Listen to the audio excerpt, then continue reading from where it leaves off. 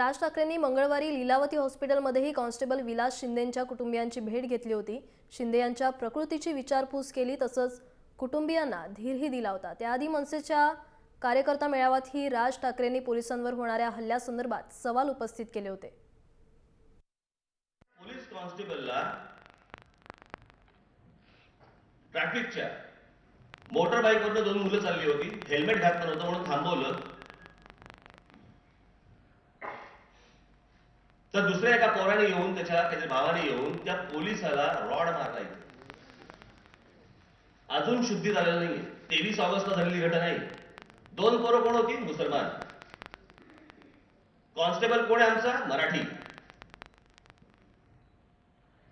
मला कालच कळलं की लीलावतीमध्ये आहे म्हणून। मी आताच भेटायला जाणार आहे त्याला, तो त्याला नाही, त्याच्या कुटुंबियांना, कारण तो तर शुद्धीत नाहीच आहे।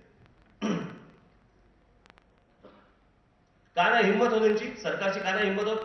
का नाही देवेंद्र फडणवीस गेले? गृह खाता त्यांच्याकडे आहे ना? कुठचा मंत्री गेला? नाही गेला। आमचा मराठी कॉन्स्टेबल मरतोय ना, फटके मारतोय, मरू देत। उलट असतं तर आमच्या मराठी कॉन्स्टेबलने समजा एखाद्या मुसलमानाच्या जर समजा रॉड मारला असता तर सगळे धावले असते। मतं पाहिजे, मतं।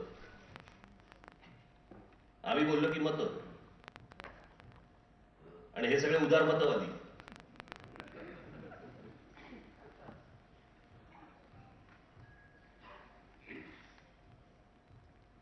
कोणाचा पायपास कोणात नाही, काही चालू आहे।